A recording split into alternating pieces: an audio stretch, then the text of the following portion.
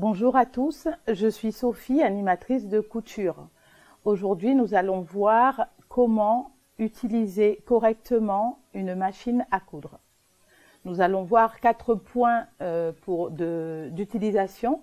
On va voir travailler sur l'alimentation, la composition de la machine, la pédale et les accessoires et l'enfilage de la machine, du haut de la machine et de la canette.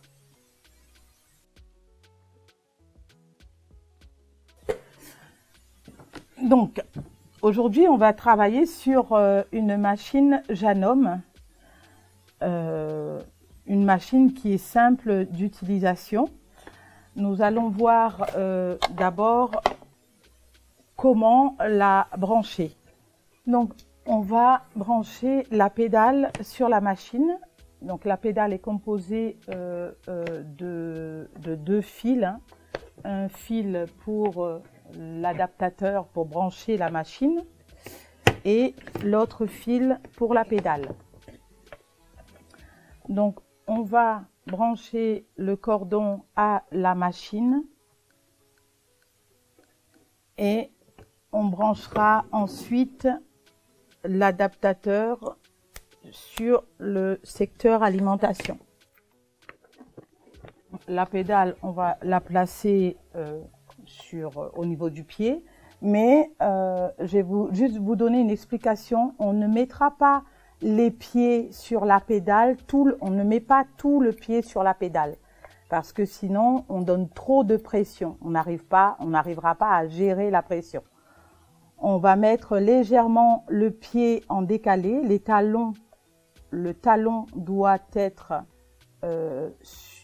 carrément sur le sol et une partie de la voûte plantaire sur la pédale pour arriver à jauger la pédale. Si vous conduisez, c'est la même chose. Maintenant, on va voir de quoi est composée la machine. 2 boutons. Un bouton qui va nous indiquer les différents points de la machine et un bouton qui va nous donner les différentes longueurs des points de la machine. Nous avons ici une molette, il s'agit du point arrière, d'un bouton pour faire le point arrière ou le point d'arrêt. Nous avons des porte-bobines, 2 sur cette machine pour l'enfilage de la machine, du haut de la machine. Nous avons également un volant qui va nous servir quand on n'aura pas besoin de la pédale. On pourra utiliser le volant. Ce volant va nous aider à faire déplacer l'aiguille. Donc sur cette machine, on va tirer sur le volant afin de pouvoir faire notre canette plus facilement.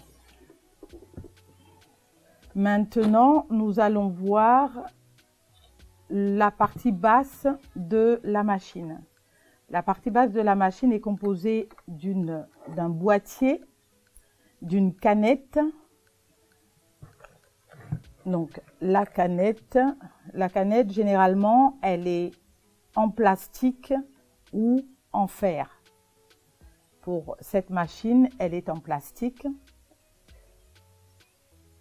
Maintenant, nous allons passer à l'enfilage de la machine.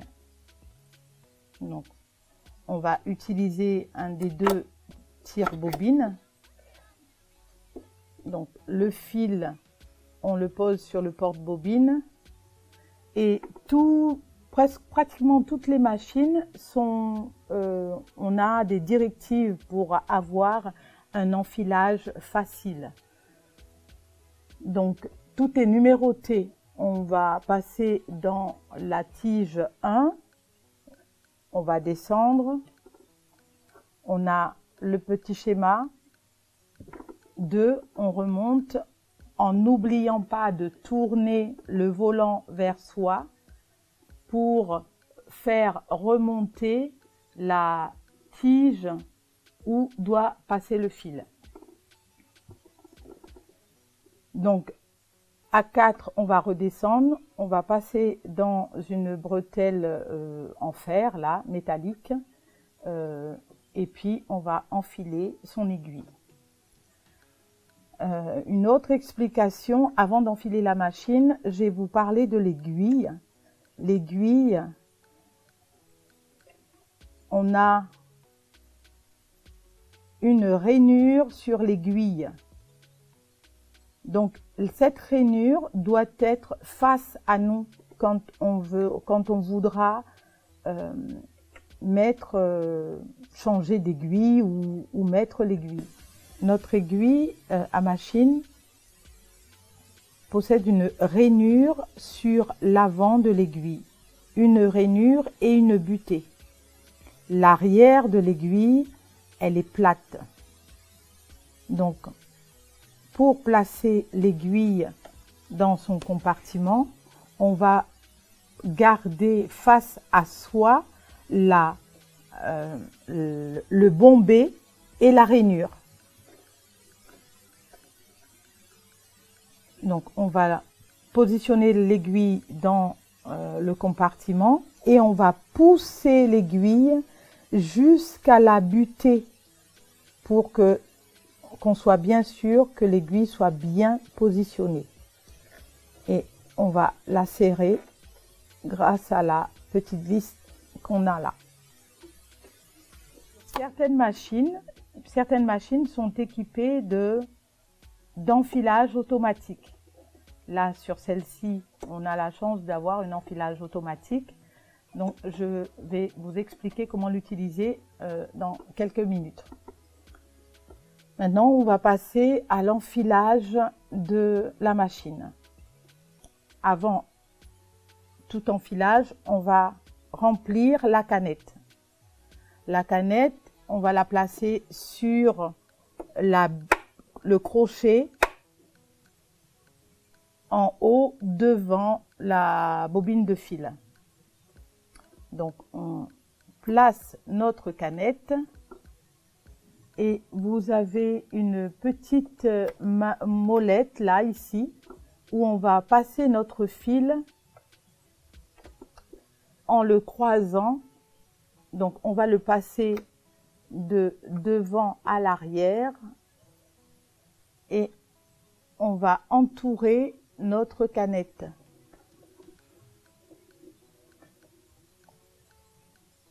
Une fois qu'on l'a entourée, on va pousser la canette, l'enclencher pour que la canette s'enfile.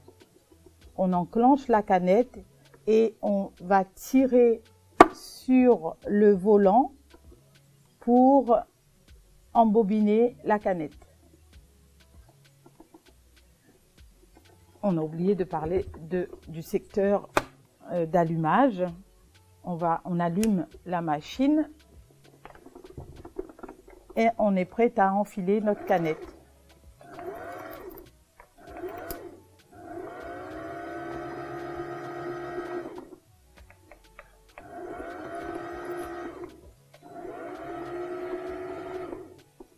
Voilà.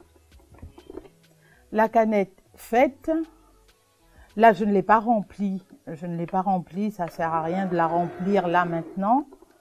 La canette faite, on s'arrête, on déclenche la canette et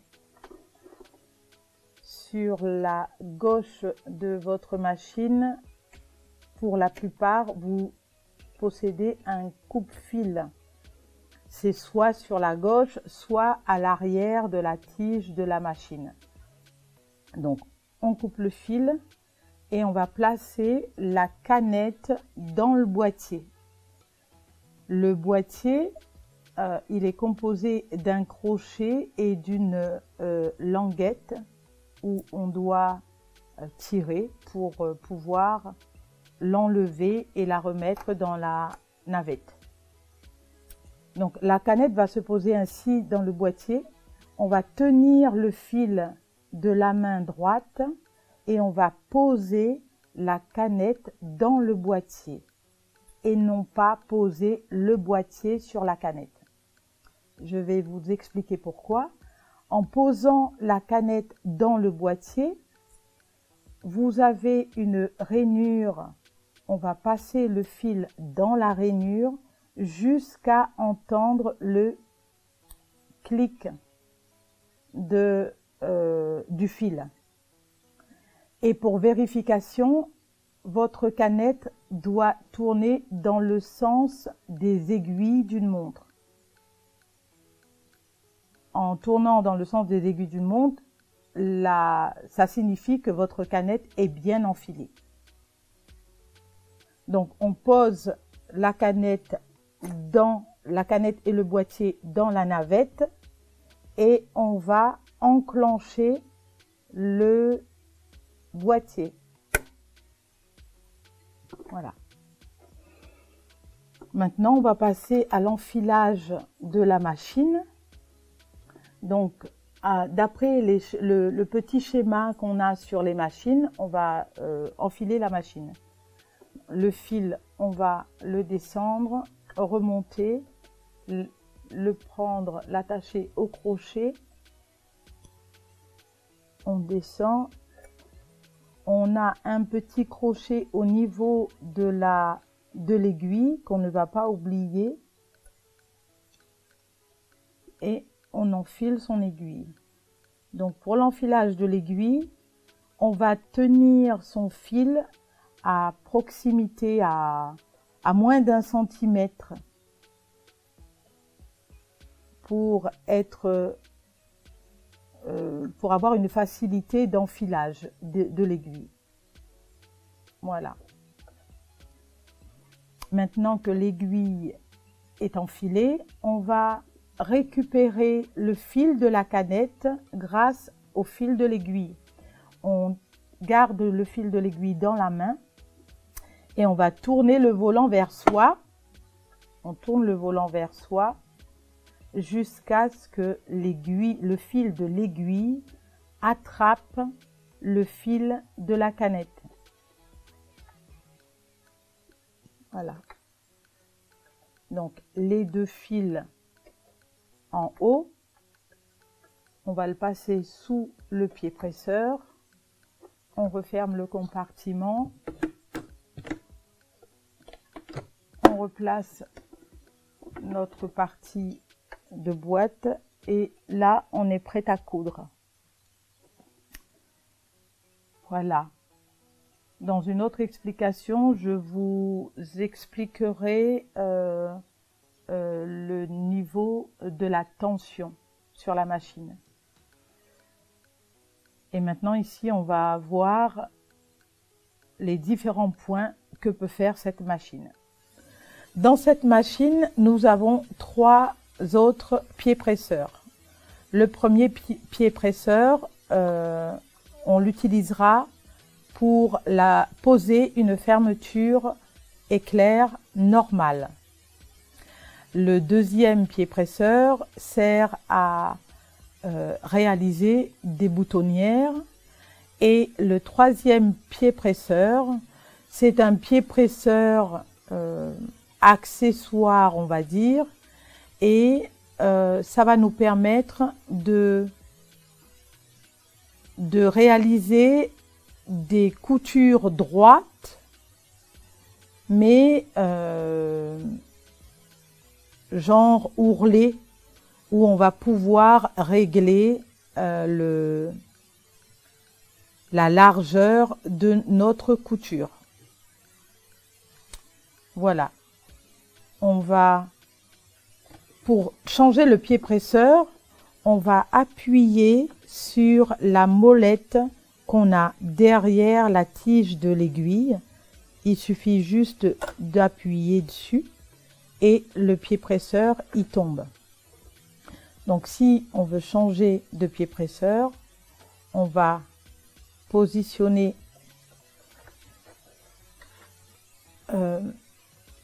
cette tige là, on la positionne face face au mécanisme du pied presseur et on va baisser la molette du pied presseur pour enclencher le pied presseur. Donc cette molette là, on va la retrouver ici sur cette machine. Elle est positionnée ici. Sur les autres machines, on peut la retrouver dans le dos de la machine. Donc là, on a positionné le pied presseur de la fermeture.